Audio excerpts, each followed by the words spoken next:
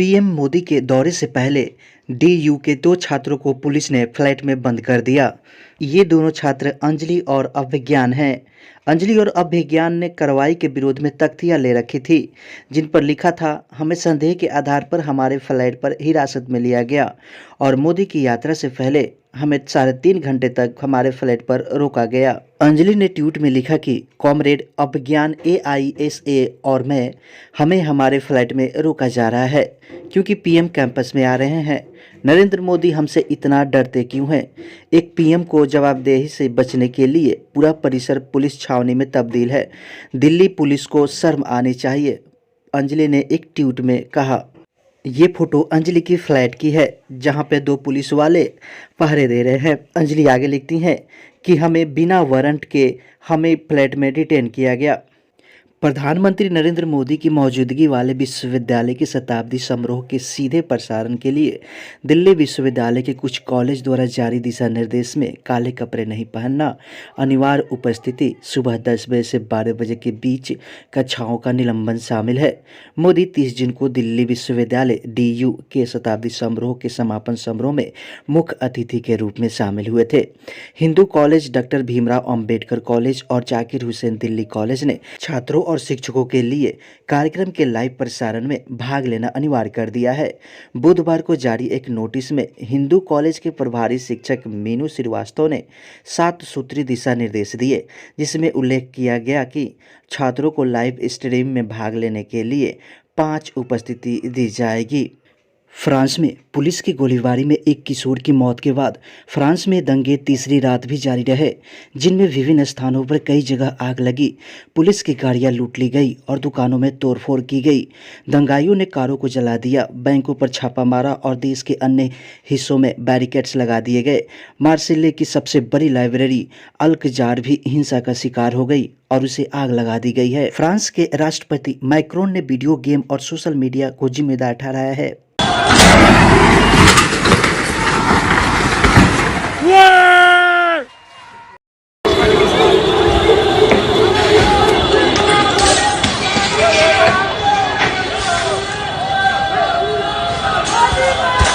मणिपुर के सीएम बीरेन सिंह ने अपना सीएम पद से इस्तीफा पत्र फाड़ दिया है। यह कहा है कि हमारे प्रशंसक नहीं चाहते हैं कि हम सीएम पद से इस्तीफा दें।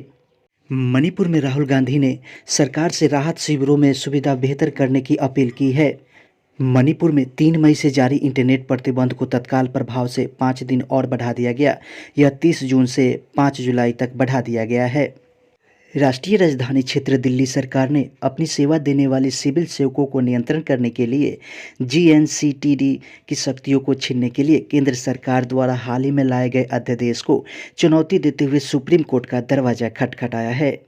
रीट याचिका राष्ट्रीय राजधानी क्षेत्र सरकार संशोधन अध्यादेश 2023 को चुनौती देती है, जिसे 19 मई को राष्ट्रपति द्वारा घोषित किया गया था। अध्यादेश में दिल्ली सरकार को सेवाओं पर अधिकार से वंचित करने का प्रभाव है। याचिका में कहा गया है कि यह अध्यादेश सुप्रीम कोर्ट की संविधान पीठ के फैसले के 1 हफ्ते बाद लाया गया था कि दिल्ली सरकार के पास सूची 2 सेवाओं की प्रविष्टि 41 पर अधिकार है। कि दलील दी गई है कि अध्यादेश के जरिए केंद्र सरकार ने एक तरह से सुप्रीम कोर्ट के फैसले को पलट दिया है। अध्यादेश के संविधान के अनुच्छेद 239 AA में NCTD के लिए स्थापित संघीय लोकतांत्रिक शासन की योजना का उल्लंघन करने के रूप में चुनौती दी गई है। आगे यह तर्क दिया गया है कि अध्यादेश संघवाद के सिद्धांत और निर्वाचित सरकार के प्रधानता को नकारता है। छपरा जेल के पुरुष कक्षपाल से जुड़ रहे महिला कक्षपाल की आत्महत्या के तहत प्रारंभिक जांच में हुए कई खुलासे। स्थानीय केंद्रीय कारा में तैनात महिला कक्षपाल किरण की आत्महत्या के ताड़ छपरा जेल में पदस्थापित एक पुरुष कक्षपाल से जुड़ रहे हैं। बताया गया है कि महिला कक्षपाल को छपरा जेल के एक पुरुष कक्षपाल प्रताड़ित कर रहा था। इस तथ्य के सामने आने के बाद महिला कक्षपाल के कमरे से मिले उसके सेल फोन की CDR खंगाली जा रही है।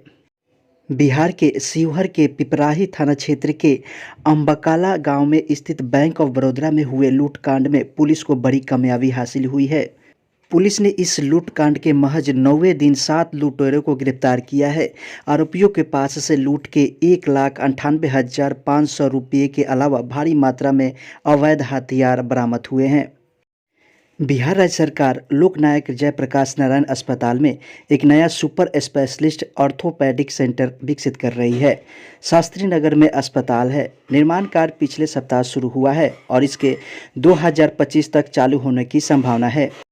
नए केंद्र में सर्जिकल हस्तक्षेप, आघात, घुटने और कूल्हे की रिप्लेसमेंट सर्जरी और फिजियोथेरेपी सहित परीक्षण और उपचार के लिए सभी आधुनिक सुविधाएं और नवीनतम मशीनें होंगी। एलएनजेपीएच के निदेशक डॉक्टर सुभाष चंद्रा ने कहा कि हड्डी के रोगियों के लिए अस्पताल में 125 बिस्तरों की सुविधा पहले से ही उपलब्ध थी। नई 6 मंजिला इमारत में 400 बिस्तर होंगे। नया अस्पताल 155 करोड़ रुपये से अधिक की लागत से बनाया जा रहा है। 1 जुलाई को doctors day, international joke day, chartered accountants day, GST day के रूप में मनाया जाता है और 2 जुलाई को world sport journalist day, world UEFA day के रूप में भी मनाया जाता है।